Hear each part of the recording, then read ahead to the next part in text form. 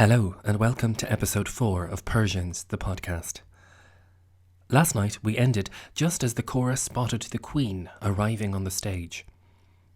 In this period of terrible uncertainty that the chorus introduced, we now have a figure of authority who comes out to speak to the people. What happens if the news continues to be bad or gets worse? How are we to proceed? How many have died, and what must we do to prevent further deaths? These questions feel almost shockingly timely right now. I spoke with the Greek actress Lydia Koniordou, who has played Atossa, the Queen, in 2 productions of the Persians at the Theatre of Epidaurus for the National Theatre of Greece. She's also been Greece's Minister for Culture, and she's a real expert on this play. Given the fact that the ruler is absent, and when she says the I is absent. The I is the ruler, is the boss. When the boss is absent, she is there during the absence of her son. She is Asia. She is Persia. She's the mother bee. She's like a totem, like the most important person, given the fact that her son, and it's her son, it's not just anybody, it's her son, that she insisted that he become the emperor. Actually, she chose him and imposed him. So she represents all Persia. She is both the empress and the mother. From history, we know the Queen's name was Atossa, but her name is never mentioned in the play. She is the highest-ranking Persian in the country while her son is away fighting in Greece. She is the mother, the country, and it is from her reactions that we start to see how the country must react to this increasingly bad news. She is like the axis of the play, the main axis. Everything is referred to her, and we all look at her to see how she responds to everything that we hear. Because she is Persia. As a symbol of just how rich and opulent this Persian court really is, Atossa is described as arriving in a chariot, doubtless with a whole retinue of attendants. This is a very fancy lady, daughter of a great ruler, wife of another, and mother of the current king. But instead of any grand behaviour, any defiant proclamations that all is well, she hasn't left the security of her palace just to come out and wave at her citizens and get some adulation from them. She needs the advice of the elders, because she has had a frightening dream. Last night we spoke about how the chorus is very much at the heart of Greek tragedy, but of course what elevates it from choral dancing to drama is the interaction with actors. In this play, there would have been 2 actors. It was later in history that a 3rd was added to the mix that playwrights could use. These 2 actors must have been extraordinary, holding the attention of the entire assembled citizenry, speaking these complicated, richly detailed speeches. The Queen's first big speech is an amazing one, in which she has this startling dream. Here's Professor Edith Hall again, explaining what's going on. Yes, she really does, and it's an incredible set of images. Because it basically predicts what's going to happen in the rest of the play. Right? It both intuits what's been happening over in Greece. She's extremely worried because she sees these 2 images of these two beautiful women, one representing Asia and one representing Greece, and they sort of fall out, and there's the horses that are pulling along Xerxes' chariot, and he falls out, and then she sees her dead husband arrive, looking on and pitying him, and in a sense that's a kind of inverted form of everything else that we learn during the rest of the play, but in a very symbolic and mysterious language. I mean, Aeschylus was interested in dreams. Clytemnestra has one in the whole plot of the libation bearers in the Oristara is kicked off because she's having such terrible dreams And again, that's kind of predictive of the action in that play, because he does come back and kill her. So there's a sort of what we would now call a meta-theatrical aspect to them, that you have the dream, which then gets sort of played out predictively. This language is complicated and metaphorical, as we will hear, but that's part of the richness of the play. The Queen herself is confused by these images, even as she describes them. Indeed, that is why she comes out to ask the advice of the chorus. We don't necessarily know the place of dreams in Persian culture, but even as far back as Joseph and his amazing Technicolor dreams in Egypt, it was felt that they were messages to be interpreted. This was also the case in Greece, as Edith continues. But the ancient Greeks did all actually think dreams were predictive. They didn't think they were anything to do with the past or your subconscious. They actually did think they were predictive. We know that because we've got ancient dream manuals, one in particular by a professional dream interpreter called Artemidorus from much later. But we know that they all assumed that this would help them know what was going to happen in the future, rather than we would probably say that it might bring up, suppressed memories of childhood or reveal deep, dark Freudian instincts. That's not how they saw it at all. But it's interesting to see the playwrights using it as another form of storytelling or imaging alongside choral odes. It allows you to think in quite abstract and symbolic and allegorical ways. And of course, because they were so used to listening to Homer, the Greeks had no problem with the long speeches with description and narrative in. So they had a much, I think, greater attention span for listening and creating pictures in their own minds, which is what the Queen's Dream really encourages them to do. Where things start to get really interesting for us is the place of dreams in Irish literary culture. Dreams are a major trope in the Irish language poetry of the 18th century, as the dream of Irish independence haunted the poetic imagination. The ashling was a particular kind of dream, very often described in poetry, in which Irish freedom or national liberty would appear in dreams to young men, attempting to inspire them to rise up for the cause. In the mid-1990s, in response to how frequently this important body of work tends to get overlooked in English language scholarship of Irish culture, Brendan O'Buachala wrote a massive study of the form, spanning well over 600 pages, and it's very stirring stuff. The idea of the ashling continued well into the 20th century, as of course the cause of Irish nationalism went from a dream to a movement to real conflict.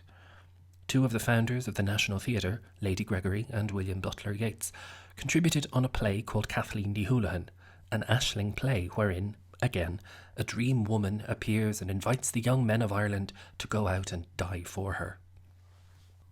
Juxtaposing these traditions feels immediately kind of exciting, maybe even transgressive.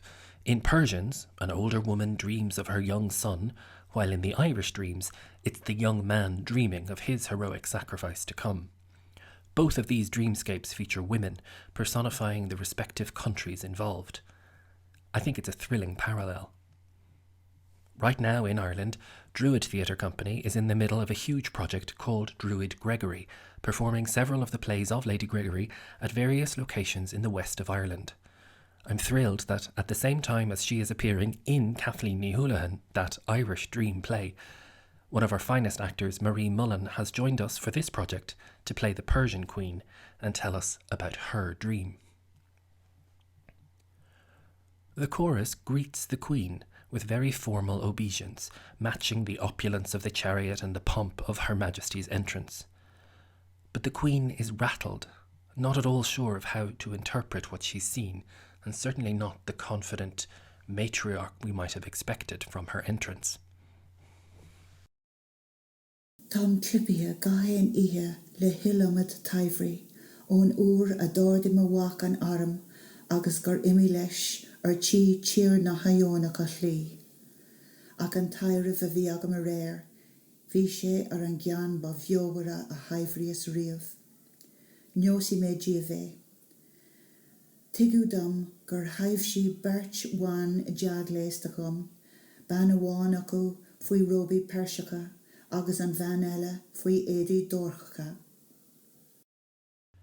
The Queen explains that she has had several dreams, but that last night's was particularly vivid. In it, she saw two women, one dressed in Greek clothes, one in Persian. They were beautiful, almost like sisters, despite their national differences. She continues, a fight breaks out between these women, and Xerxes, her son, appears and tries to intervene. He attempts to harness the two, yoking them in his chariot. One of them accepts his control, but the other bucks against it, violently, and he's thrown from this chariot. The Queen then sees in her dream that Darius, her dead husband, is looking on. The dream continues with visions of eagles being attacked by hawks, two very potent sets of images that rightly distress her. If it's helpful, you can read along on the website where I've included an English translation. Ba bheirt drifór éon wintere iad. The war banaco I dír a han wintere an Gréig, a helvi si tre cranker, is the war an van eile I dír na marbrach. Jairi asentas idir an bheirt fan seo, a taibh siú dam. Nuair a fór má wach an scéal seo hama, da dhéan sé iirecht iad a hiúnú agus a cheansú. Da chuir sé faoi ching iad bairt faoi na charbad, agus da chuir sé stropa na chinge faoi na scórnach. Jairi ban amháin go hád is go huamhrach faoin gnóiseach, agus thug si na sríanta go húil ina béal. Ach an bhean eile, da dhéan si stracailt is da haring si go fíochhar an uaim as an carbad, agus da haring si go fíochhar ar ag an éon srían, agus bhris si an cung ina smidaríní. Da hitch má wach as an garbad. Bhí a ahar Darius ina aice, ina Ionaise, agus bhí trua ag a dó. Nuair a tháinig Xerxes de strach sin a Robbie a bhí timpeall ar a chabhail. Seoigh na rudaí a taibh siú dom san ihe. Ach tar éis dom éirí agus me lábha a ní I bhírisce a hillan an bhainte, de hasas ag an altóir le hábhar na híbarte I me lábha, mar de hasí weim deach a ofráil dos na déthe a coscan na mío. A cad a tháinig ach fiollar ag lorach díidine ar hinsean Phoebus. An sin tháinig seabhach ag rás le scíhan Maura I dro an ullár, agus ag straco a chin le na crúcaí. Ní ra foic le déanamh an neolár ach a chorpa thuirt suas go cruthaglach. Tá na nithe seo gapeach chó scanrúil domsa mar iné agus atá si díobhsa mar luchtdéisteachta. Mar tá is agah go má éiríonn le má wach go má measmór ach má hepanar níl sé freigrach don bobbal. Ar an gcuineáil ar nua go dogann sé na cosa leis is aige atá fleis na tíre seo. Once the Queen has shared this image, the chorus tries to help. They suggest that Atossa should pray to the gods, and she should pour out libations to her husband's spirit since she saw him in her dream. The chorus does their best to interpret the dreams with a positive spin. A bháthir, ní heastín wein ní rá scanróithú nó thiúrach a nimmarcha muína dit. Más ála go bhacha tú rodéigen a thuaran an talc, impig na déthe le páidracha, agus iararthú an tubaiste a bhach, agus benachtaí a riint ort féin, de chláán agus de cháirde go léir. An son, sa tara háit, ní mór de deochanna a hall dos na déthe agus dos na maribh. An son, go heirech de chéile Darius, a chunig tú a réir, de réir dealrah deárá a bhronna ort féin, agus de bhach, an ráise a thuirte níos chun na talis ó íochttar na talón, agus an míá atá de chunne a chumhéad faoi hala an norachta spúan. Is seo an chóirle cardúil a thugamid dit ó íochttar ar grí faoi haringreacht. Is ar mrethúnas go neibreó na nithe seo amach go mádait ar gach éon sórt slí.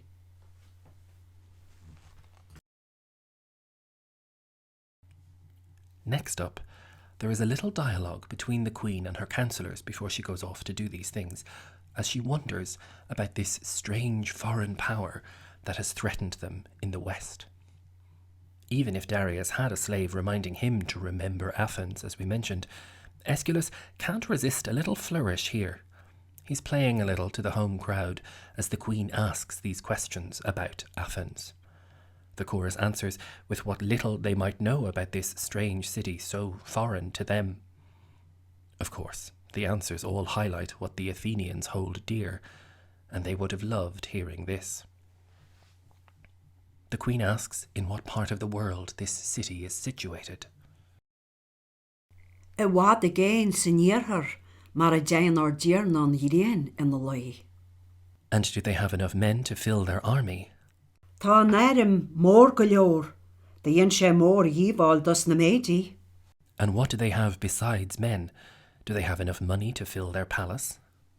Tá fuin sé erige dacu, or chiste fuin dala. And do they fight with bows and arrows like the Persians do? Ní ha, an éon chur. Tá sleán acu a góir coascar congarach agus diantariad leis cíhanna. And who is their king? This question is the big one. Never mind the previous answers, that Athens is a city in the west where the sun sets, where they grow strong men who did such damage to the Medes, a city that has a silver mine to supply it and feed it. This is the big question. Does Athens have a king?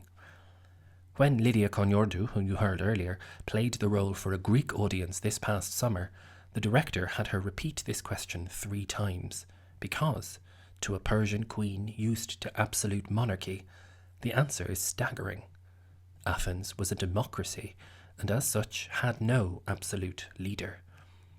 Even today, Greek audiences often applaud this recognition of their political system.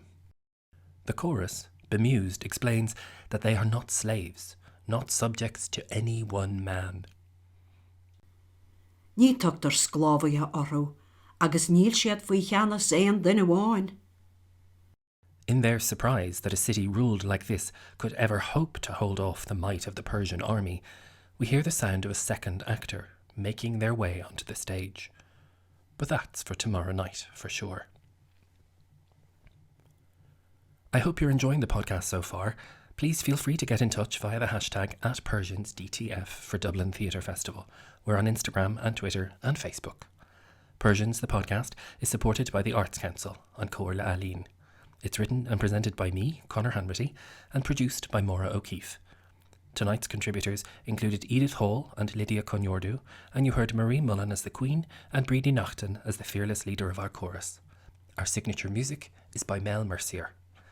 Do join us again tomorrow, and I'll speak to you then.